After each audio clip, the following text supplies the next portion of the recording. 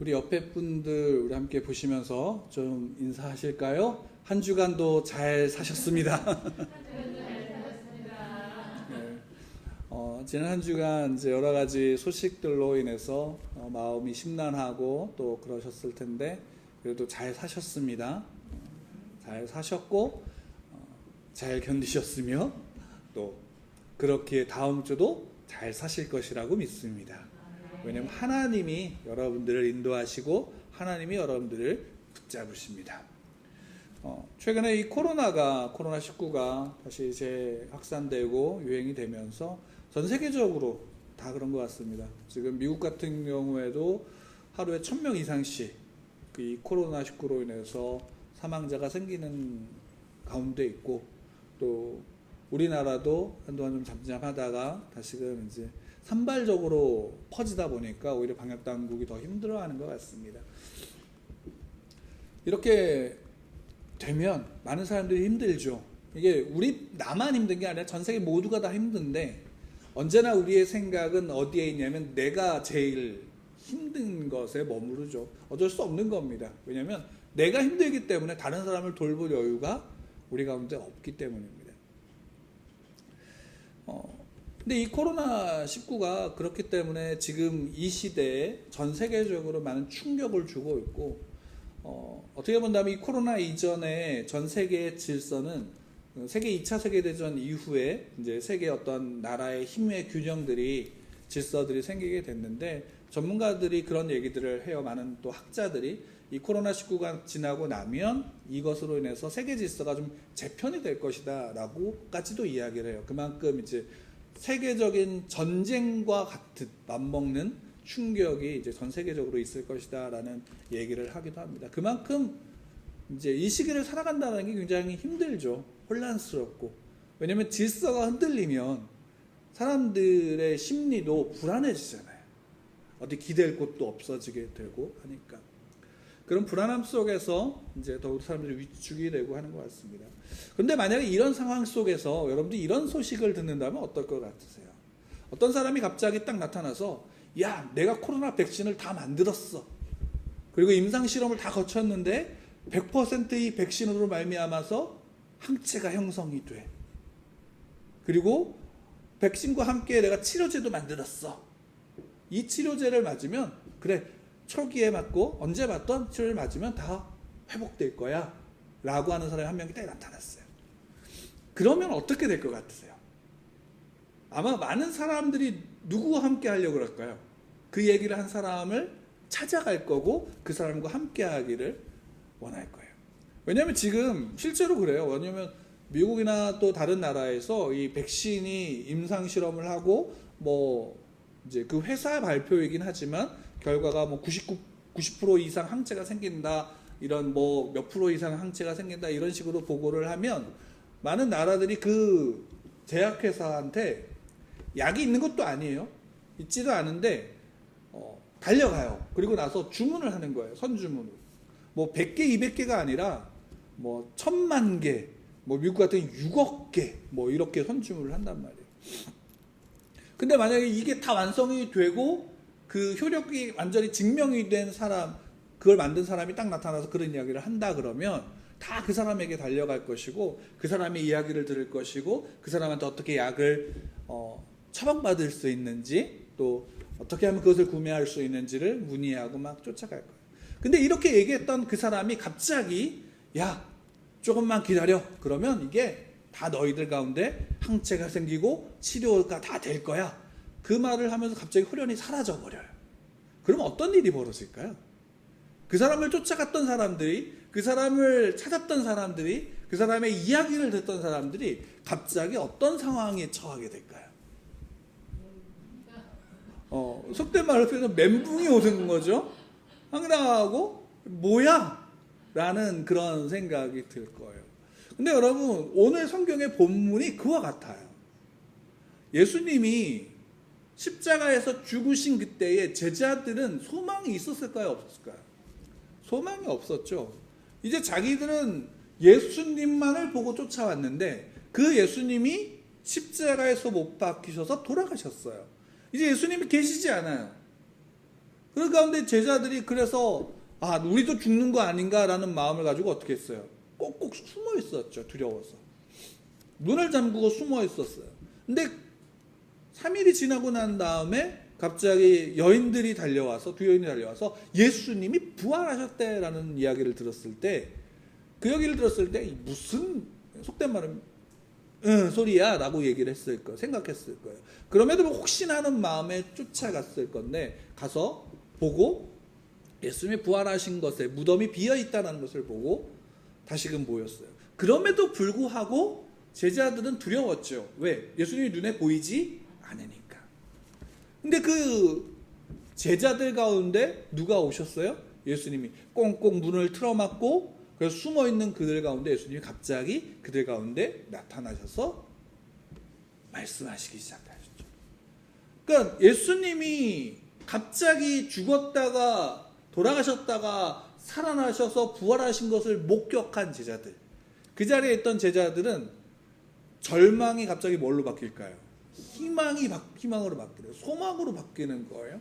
그리고 이제 드디어 됐구나라는 것을 생각했을 거예요. 왜? 예수님이 바로 선지자들이 오리라고 했던 바로 그분이구나, 메시아이구나, 구세주이구나, 죽었다가 다시 살아나신 분이 예수님이라면 이제 이 땅 이스라엘, 이 나라를 회복시키실 것이다. 그 메시아가 우리로 하여금 다시금 이 땅을 회복하게 하실 것이다 라는 기대와 소망으로 가득 찼을 거예요. 그렇게 40일 동안을 지내요. 그리고 그 기간 동안 우리가 지난주에도 봤지만 예수님은 하나님 나라의 일들을 제자들에게 말씀하시는 거예요. 제자들이 그 40일의 시간은 어떤 심정이었을까요? 행복했을 거예요. 그 이야기를 들으면서 다시금 소망을 갖고 그 소망으로 말미암아 미래를 꿈꿀 거고 계획을 세웠을 거예요. 그러면 그 예수님이 그 40일 동안 계실 때 예수님이 어느 날 갑자기 사라지실 거라는 생각을 했을까요? 전혀 하지 않았을 거예요. 그렇죠? 그러면서 이제 마지막 거의 때가 됐을 때 예수님이 말씀하시는 거예요. 예루살렘 떠나지 말고 내가 들은 바 아버지께서 약속하신 것을 기다려라. 요한은 물로 침례를 주었으나 몇 날이 못되어 너희는 성령으로 침례를 받으리라 라고 말씀하셨어요. 이때까지도 제자들은 아마 그런 생각을 안 했을지 몰라요. 왜냐하면 상상할 수 없는 상황이니까. 갑자기 예수님이 다시금 사라지신다라는 것은. 근데 이 말씀을 통해서 성령 하나님이 우리 가운데 임하시는구나 라는 것을 생각했을 거예요. 근데 아마 어떤 제자들은 아마 그랬을지 몰라요. 이전에 예수님이 하신 말씀, 내가 너희들에게서 떠나는 것이 유익이야. 왜? 내가 아버지께로 가면 내가 성령을, 보혜사를 너희들에게 보낼 거야. 그 보혜사가 너희들 가운데서 내가 했던 말, 가르쳤던 것들을 생각나게 하고 진리를 알게 할 거야. 왜? 그는 진리의 영이시니까 라는 말을 생각했던 제자들이 있을지 모르겠어요. 근데 어쨌든 예수님이 말씀을 하시는 거예요. 제자들이 가장 궁금했던 거, 40일 동안 예수님이 함께 하시면서 가장 궁금했던 게 뭐였을까요? 아마 그게 6절의 제자들의 질문이었을 거예요. 함께 같이 좀 읽을까요? 시작. 그들이 모였을 때에 예수께 여쭈어 이르되 주께서 이스라엘 나라를 회복하심이 이때니까니. 그러니까 제자들은 누구냐면 이스라엘 민족이에요. 유대인들이에요. 그러니까 그들에게 있어서 메시아의 그 모든 유대인들의 메시아 사상은 메시아가 두 번 임하는 걸로 생각을 해요. 하나는 영적으로도 임하고 신앙적으로 그런 회복이 일어나고, 또 하나는 어떤 거냐? 정치적인 메시아의 임함이에요. 근데 예수님이 메시아라고 하면서 예수님이 정치적인 어떤 일들, 그들의 유대인들이 원래 가졌던 메시아의 모습과 예수님은 어때요? 상반되니까 그들에게 있어서는 아직 메시아가 임했다라고 생각하지 않아요. 아직도 메시아를 기다리고 있어요, 유대인들은. 제자들도 마찬가지예요. 그 관점에서 제자들, 이스라엘 나라를 회복하심이 이때입니까? 라고 했던 거는 그 의미가 담겨져 있는 거예요. 왜? 제자들도 예수님을 따라서 예수님이 메시아다, 구세주다라고 믿었고 따랐던 것들은 그 중에 예수님이 하셨던 어떤 기적들을 통해서 야 기적을 행하는 분이야라는 것으로서만이 아니에요. 그 기적을 통해서 이분이 메시아라는 것을 알므로 인해서 어떠하냐, 이분이 이스라엘을 회복할 것이다.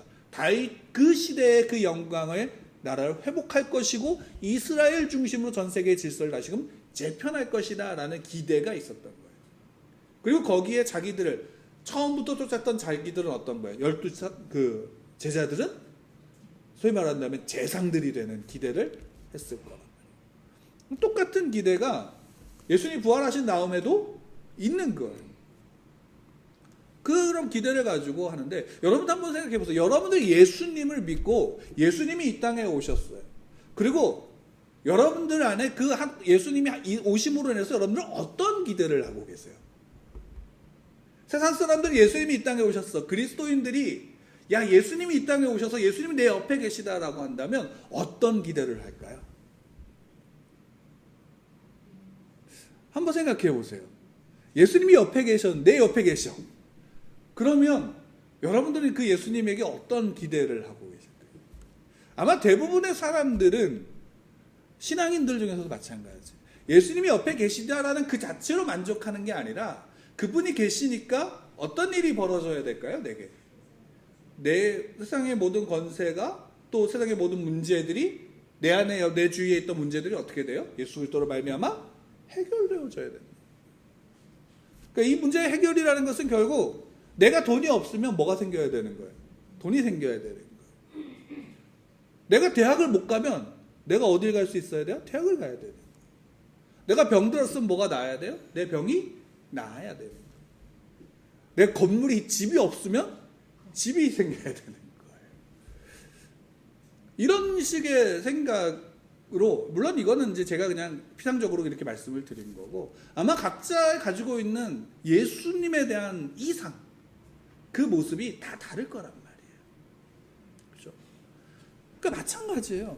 우리도 예수님이 이 땅에 재림하시면 무슨 생각을 먼저 하세요? 심판하실 것이다. 그러면 거기에 나는 항상 어디에 있을까요? 양의 자리일까요? 염소의 자리일까요? 그런 생각하지 않으세요? 모든 그리스도인 다 마찬가지예요. 모든 목회자들이 한국 교회에 대한 어떤 문제점을 지적하고 비판을 하는 이들이 많아요. 그럼 생각해 보면 자기는 그 이야기를 하는, 저도 거기엔 포함이 돼요. 나는 그 문제에 속했다라고 생각할까요? 안 할까요? 안 하잖아요. 근데 되게 재밌는 사실은 그 문제점의 똑같은 모습이 내 안에 발견된다라는 사실이에요. 그런 모습들이. 그러니까 제자들의 이 말은 그 우리의 질문인 거예요. 우리 예수님이 뭘 요구할까요? 예수님이 그렇게 말씀하시고 뭐라고 말해요? 선문답을 하세요. 야, 때와 시는 너희들에게 있는 거 아니야. 알지 못해. 그건 오직 아버지만 아시는 거야. 다만 이 말씀을 하시죠. 8절 말씀, 우리가 다 많은 이들이 암송하고 또 기억하고 있는 말씀이에요. 성령이 너희에게 임하시면 너희가 권능을 받고 온 유대와 사마리아와 땅끝까지, 그러니까 예루살렘과 온 유대와 사마리아와 땅끝까지 이르러 내 증인이 되리라. 성령이 임하면 너희가 권능을 받고 예루살렘과 온 유대와 사마리아 땅까지 이르러 내 증인이 되리라. 되게 멋있는 말씀이잖아요. 근데 여러분이 여기에서 뭐가 제일 눈에 들어오시나요? 이 말씀을 볼 때 성령이 임하시면, 그래서 성령이 임하신다라는 것을 기대하죠. 성령이 임하시면 너희가 증인이 되리라. 야, 역시 수위 높으시군요. 대부분이 여기 성령이 임하시면 뭐에 빙점을 줄게? 권능을 받고. 왜? 그게 더 관심이 가지 않아요? 어떤 권능이라는 것은 우리 식으로 능력이고, 우리가 소위 말하는 능력을 이야기하고 어떤 기적적인 특별한 그런 어떤 기적을 행하는 능력을 우리가 생각을 하게 되어지는데, 물론 이거를 다 함께 보죠. 함께 보고 거기에 이제 그 이야기들이 담은 거예요. 너희가 성령이 너희에게 임하시면 너희가 권능을 받고 예루살렘과 온 유대와 사마리아 땅 끝까지로 내 증인이 된다. 근데 여기 생각해 봐야 되는 것이 뭐냐면 이거예요. 성령이 임하시면 권능을 받을까요, 안 받을까요? 성령이 임하시면 권능을 받는다라는 거예요. 여러분 한번 그럼 물어볼게요. 여러분 권능이 여러분, 그러니까 능력이 여러분들에게 있으신가요? 아니요. 어떤 능력? 아멘. 뭐 아니요. 뭐예요? 뭔가요? 이걸 어떻게 보느냐의 문제예요. 우리가 이 성령이 임하시면 그 능력이 그 임한 자들에게 능력이 생긴다라는 것을 단순하게 어떤 기적적인 이적을 행하는 능력으로 제한해버리면 솔직히 성령이 임했다라고 해서 이 특별한 기적을 행하는 사람이 얼마나 될까요? 그죠? 그리고 성령이 임하면 어떤 미래의 일을 알게 되어지는 걸로만 생각한다면 그럼 성령이 임했다라는 것을 통해서 우리가 미래의 어떤 예언들을 하는 사람이 얼마나 될까요? 각자마다 어떤 그런 다른 은사들이 있을 수 있어요. 하지만 그것으로서 어떤 기적과 이적을 행하는 것으로서만 성령의 능력을 제한해 버린다면 성령의 임하심을 어떻게 해요? 오해하게 되어지는 거예요. 달리 얘기하면 이거예요. 모든 그리스도인들은 성령이 이미 임하셨을까요? 아니었을까요? 나중에 우리가 또 살펴보겠지만 이거예요. 예수 그리스도 하나님이 택하신, 그래서 부르신 하나님의 자녀들 가운데는 하나님의 영이 그들 가운데 임했다라는 것이에요. 그리고 그 영이 임한 자들에게는 능력이 생겨요. 그 달리 얘기하면 여러분들에게 하나님의 성령이 여러분들 가운데 임했다면 여러분들은 이미 하나님의 능력이 여러분들 있을까요? 없을까요? 있다라는 사실이에요. 근데 그 능력이 뭐냐라는 거예요. 그 능력이 단지 어떤 기적을 행하는 것으로서 우리가 만약에 빙점을 잡게 된다면 어떤 일이 벌어지냐면 그거 외에는 보이지 않는 거예요. 그리고 그거 외에는 어떻게 되냐면 그런 능력이 있는 사람과 아닌 사람이 구별되게 되는 거예요. 그리고 있는 사람은 마치 목에 힘이 들어가게 되어지는 거고 없는 사람은 위축되는 거예요. 그렇지 않아요? 근데 실제로 그러면 하나님이 예수님께서 보내신 성령이 제자들에 이렇게 임했다라고 임한다면 예수님이 정말 제자들을 이렇게 차별적으로 그렇게 임하게 하셨을까요? 그걸 생각해 봐야 되는 거예요. 왜냐하면 여기에서 분명한 말씀은 성령이 너에게 임하시면 너희가 권능을 받고 예루살렘과 온 유대와 사마리아 땅까지 내 증인이 된다라고 말씀하셨어요.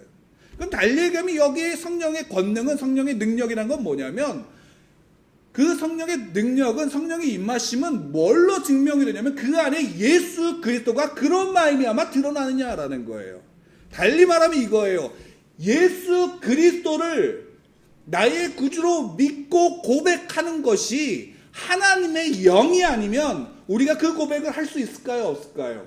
그 고백을 할 수 없다라는 것이에요. 내가 예수님을 나의 구주로 믿고 영접한 그 신앙의 고백을 하는 것 자체가 성령이 이미 그 안에 있는 그 성령의 능력이에요. 성령이 임하지 않으면 그 진리를 알 수도 없어요. 볼 수도 없어요. 왜? 죄와 사망의 권세 아래 이미 매여져 있기 때문이에요. 죄와 사망의 권세 아래 매여져 있는 자들은 어떨까요? 예수를 알지 못하는 거예요.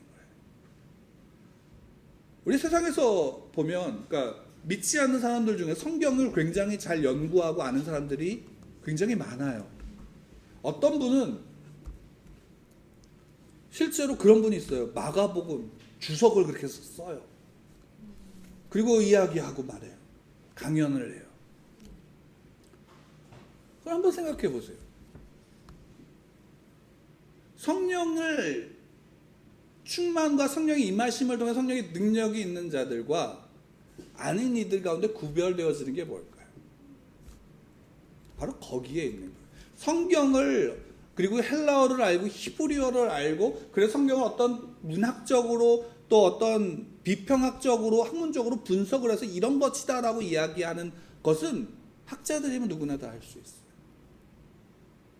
연구한다면. 근데 예수 그리스도를 안다라는 것, 예수 그리스도를 믿는다라는 것은 뭐가 될까요? 우리의 전인격적인 삶의 역사가 누구와 관계한다라는 거예요? 예수 그리스도와 관계한다라는 거예요. 그리고 그분의 말씀이 어떻게 돼요? 내 삶에 들어오고 내 삶을 통해서 그 말씀이 흘러간다라는 거예요. 그렇기 때문에 진리를 알지 진리가 너희를 자유케 한다라고 말씀하시는 거예요. 그것이 성령 하나님이 우리 가운데 임하신 성령의 능력인 거예요. 그것이 단순하게 어떤 하나로 제한되어져 버린다면 그 성령 하나님을 마치 인격이 없는 어떤 능력의 구심점으로 수밖에 볼지 않는 거예요. 그건 달리 얘기한다면 하나님도 그렇게 본다라는 거예요. 왜? 우리 기독교가 가지고 있는 하나님의 실로는 뭐예요? 삼위일체 하나님이잖아요. 한 분이면서 세 분이시고 동일 본질을 갖고 계신 삼위일체 하나님이란 말이에요. 우리가 성령 하나님을 그렇게 본다면 성경에서 우리가 소위 말하는 성부 하나님도 그렇게 보고 있는 거예요. 인격적이지 못한 관계 속에서 비인격적인 어떤 능력으로만 이루어진 인격적인 관계를 전혀 맺지 못하는 신앙이에요. 그건 기독교가 아니에요. 성경에서 우리에게 이야기해주는 보여주는 신앙이 아니라는 사실이에요. 성경은 우리에게 무엇을 이야기하냐면 하나님은 늘 끊임없이 하나님의 택한 백성들과 하나님의 자녀들 가운데 찾아오시는 거예요. 한 번도 사람이 스스로가 먼저 하나님을 찾아가서 죄인인 그가 하나님을 찾아가서 하나님을 구하거나 한 적이 성경에서는 없어요. 언제나 하나님이 찾아오셨고 하나님이 말씀하셨으며 하나님이 그 관계로 끌어들이신 거예요. 그건 하나님의 인도하심이란 말이에요. 우리가 예수 그리스도를 나의 구주로 믿고 영접한 그 안에 이미 하나님의 능력이 성령 하나님의 능력이 우리 가운데 있는 거예요. 그렇다 그래서 어떤 성령의 임하심을 통한 나타난 기적들, 병고침과 특별한 기적들을 우리가 부인할 필요가 있을까요? 아니에요. 그 모든 것들은 다 나타날 수 있고 나타나지 않을 수 있어요. 그러나 가장 중요한 건 뭐예요? 내 증인이 된다라는 사실이에요. 능력이 드러나는 능력 자체가 아니라 예수 그리스도가 주인되고 예수 그리스도가 진리이신 생명이신 그분이 증거되어지고 보여지고 나타나고 그분 중심으로 나타나는 것. 그것이 성령 하나님의 능력이고 성령의 기적인 거예요. 그렇지 않으면 우리 성령의 임하심을 오해하게 되죠. 부흥이 뭘까요? 초대교회로 돌아가자. 초대교회의 모습과 그 기적들이 다시금 나타나는, 그래서 그 부흥이 양적인 어떤 숫자의 그 성장들이 이루어지는 것들로 돌아가자. 그게 맞을까요? 아니라는 거예요. 초대교회로 돌아가야 되는 것은 뭐냐면 그 순수함과 그 본질 앞으로 돌아가야 되는 거예요. 사도들은 한 번도 기적을 통해서 자기를 드러낸 적이 없어요. 기적이 중심이 되지 않아요. 그 모든 것에 늘 뭐와 연관되어지면 예수 그리스도와 연관되어져 그 진리의 선포의 자리로 서게 되어지는 게 성령 하나님의 인도하심이에요. 달리 얘기할게요. 스데반 집사가 돌에 맞아 죽을 때 성령이 충만했다라고 이야기하죠. 그럼 만약에 성령이 충만했다면 스데반 집사에게 어떤 일이 일어나야 될까요? 그렇죠. 살아나야죠. 돌 맞을 일이 있으면 돼요? 안 돼요? 안 되잖아요.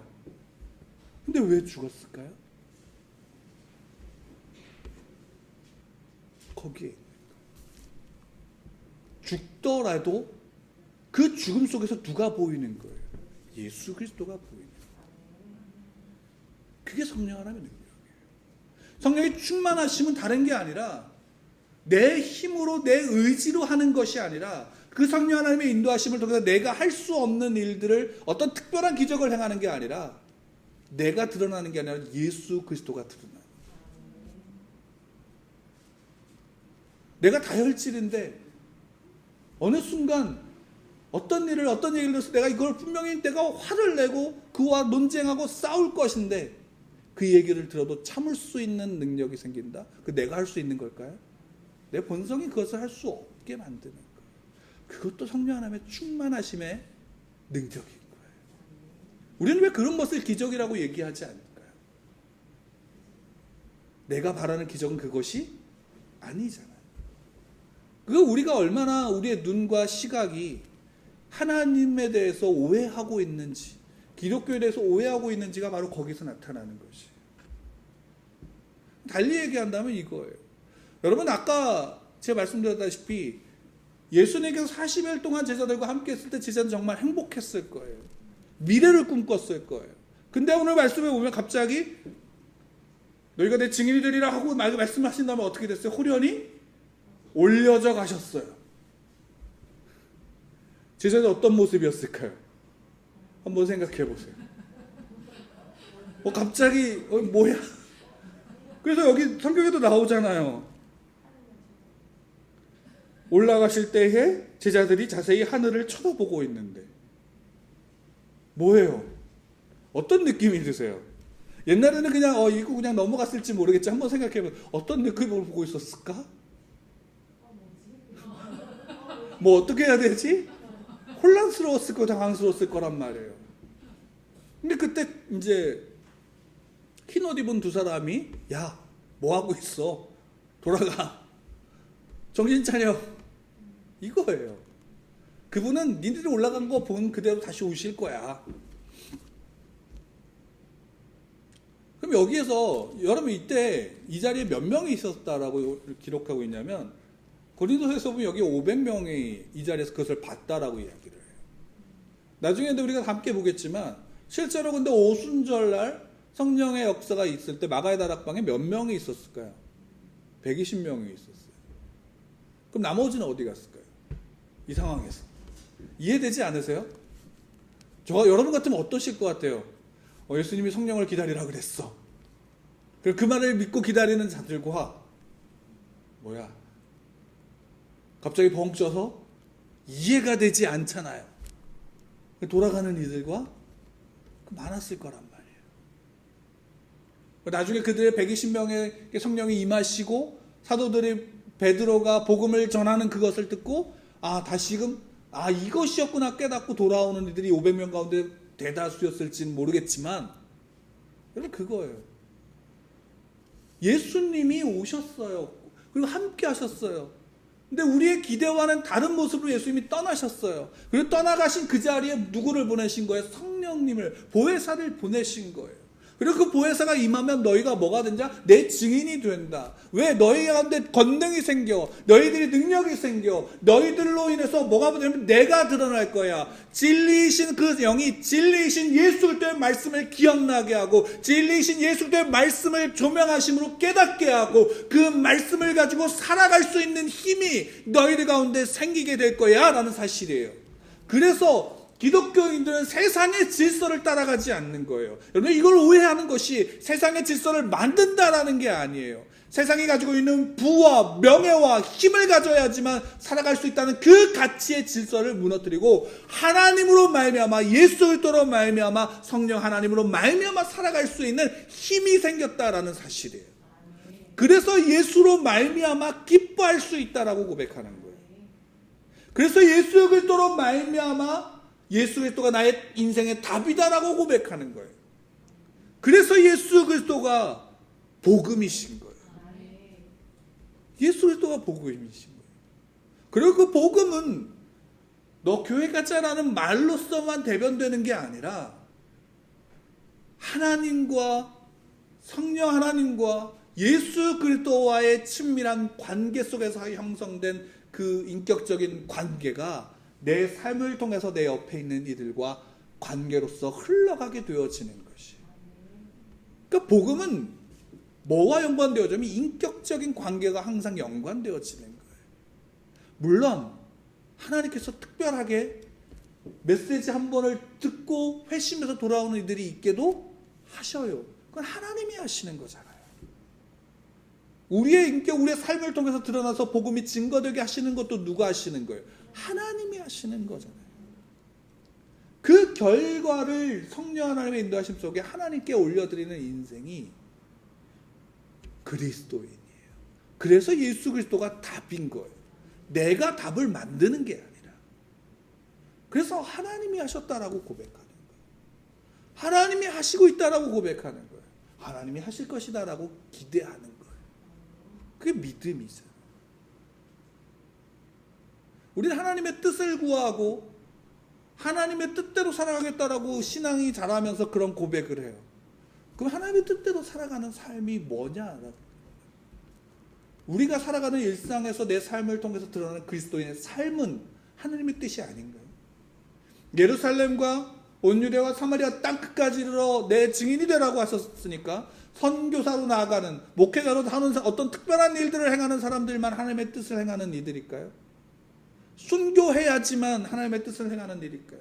아니라는 거예요. 그리스도인의 모든 삶을 통해서 누구의 뜻이 드러나냐면 하나님이 일하시는 하나님의 뜻이 드러나게 되어지는 거예요.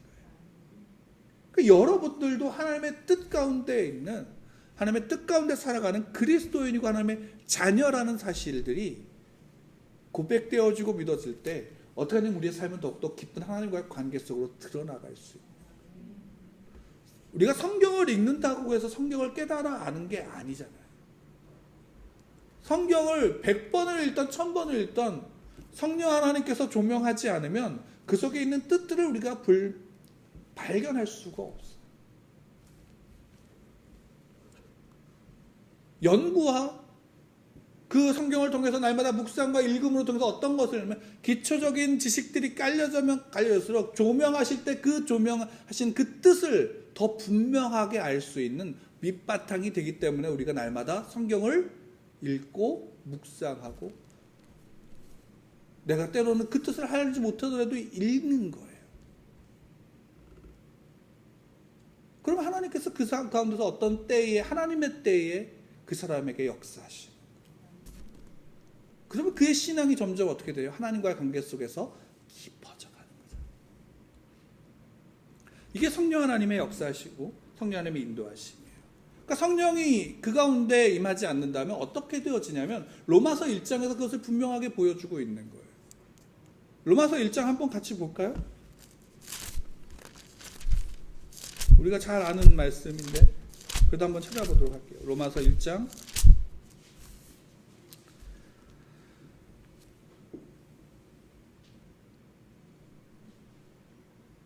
21절부터 23절까지 24절부터 25절만 좀 읽도록 할게요.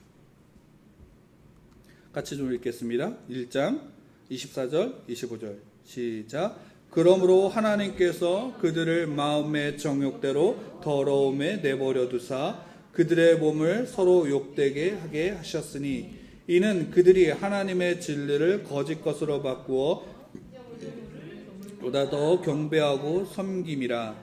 주는 곧 영원히 찬송받으시리라. 아멘. 뭐 어떤 거예요? 하나님과 상관없는 자들을 어떻게 해요? 그냥 내버려 두시는 거예요. 더러움에 그냥 내버려 두시는 거예요. 죄 가운데 있는 인간이 그냥 내버려 뒀을 때 아무리 그들이 인격적인 어떤 것들을 이야기한다 할지라도 그 문명은 결국 어떻게 변화하게 되어지냐면 그것이 역사에서 계속 반복되는 거예요. 한 문명이 일어나고 그 문명이 발전한 다음에 어떻게 돼요? 그 다음에 그 문명은 타락함으로 해서 멸망의 길로 나아가는 거예요. 이게 계속 반복되고 있잖아요. 그래서 지금의 과학적인 문명이 발전되어지는 것으로 우리가 더 편안하게 살아갈 수 있을지는 몰라도 여러분들 이 문명이 결국 어떻게 종말을 맞이하게 될까? 결국 그것으로 사라지게 되는 것이 그 모습이에요. 내버려 두게 되면 결국 그것으로 끝나는 거예요. 근데 하나님의 자녀들 가운데 어떻게 하시냐? 하나님의 인격적인 관계를 맺고 그 인격적인 하나님의 관계 가운데 있는 하나님의 자녀들을 어떻게 하세요? 그 가운데 내버려 두시지 않는다고요.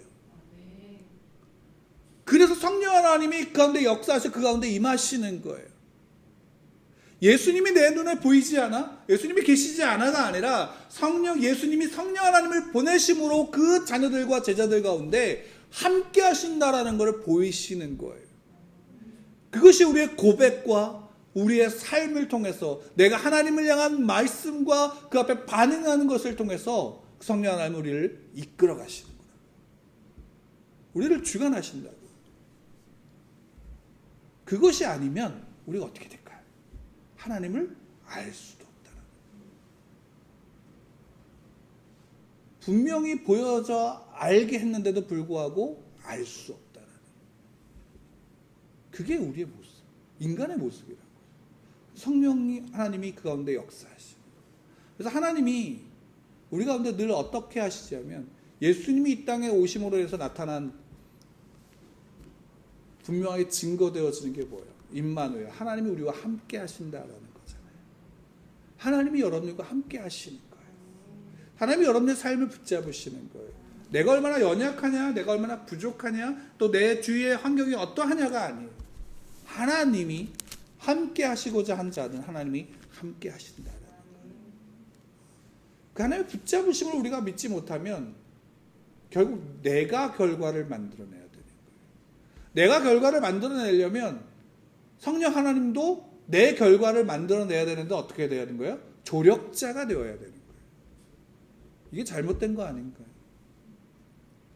물론 그들은 나는 하나님의 뜻 가운데 나를 맞춘다라고 이야기를 하죠. 근데 그것이 틀릴 수가 있을까요? 없을까요? 자기의 의지와 생각은 틀릴 수 있다라는 거예요. 누구나 다 인간은 틀릴 수 있어요. 그렇기 때문에 우리를 어디에 맞추냐면 하나님의 말씀을 통해서 그 가운데 나를 맞춰야 되는 거예요. 그리고 다른 사람의 모습을 어떻게 해요? 포용하고 배려할 수 있는 일들이 그 섬김이 성도들 가운데 있는 거라고요. 우리가 섬기는 일들이 쉬울까요? 어려울까요? 어렵잖아요. 그래서 성령 하나님의 도우심을 구해야 되는 거예요. 내가 방언을 받아서 어떤 예언의 은사를 갖느냐? 그 필요하죠. 그 예언의 은사가 뭐에 필요한 거예요? 생명을 살리는 그 자리, 섬기는 데 필요한 거예요. 섬기는 데 필요한 거예요. 예수님이 우리에게 요청하신 게 뭐예요? 섬기는 자가 되라는 거 아니에요. 그리고 예수님이 그 모습 그대로를 말씀하셨죠. 섬기는 자가 돼요. 섬기는 자.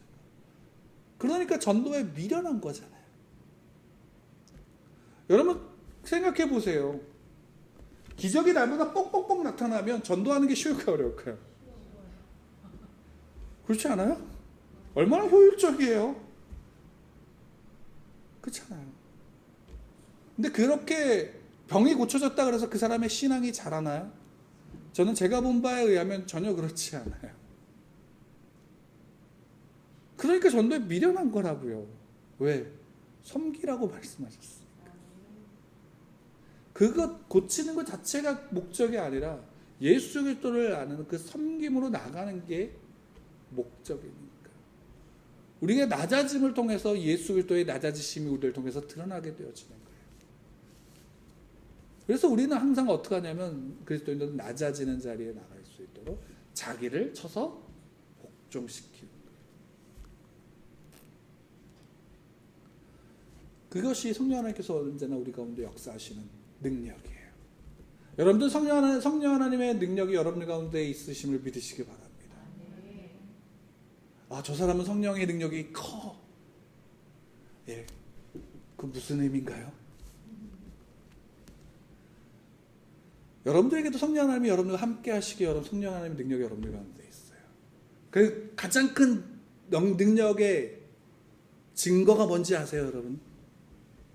여러분들의 성령 하나님의 능력이 있다는 가장 큰 증거가 뭔지 아세요? 여러분들도 예언하실 수 있다는 사실을 아세요? 그렇죠? 뭘까요? 축복을 하는 거예요. 예언은 저주가 아니에요. 예언은 축복이에요.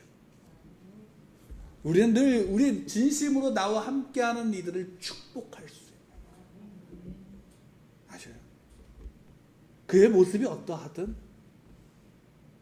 그를 한 사람의 사람으로서 인격적으로 그를 축복할 수 있는 거예요. 여러분 이게 능력이에요. 그리고 여러분 축복을 많이 이야기하세요. 만나는 이들을 축복하고 그리고 진심으로 그 축복이 그 하나님의 축복이 그 가운데 임할 수 있도록 기도하세요. 그게 능력이에요. 다른 게 능력이 아닌 거예요. 그 축복이 그 축복이 바로 예수 그리스도이시기에 우리는 그 예수 그리스도를 우리의 삶을 통해서 우리의 입술을 통해 날마다 증거하지만 그러나 그 사람에게 향한 하나님의 복을 날마다 기도하고 선언하고 말할 수 있는 능력이 있는 거예요.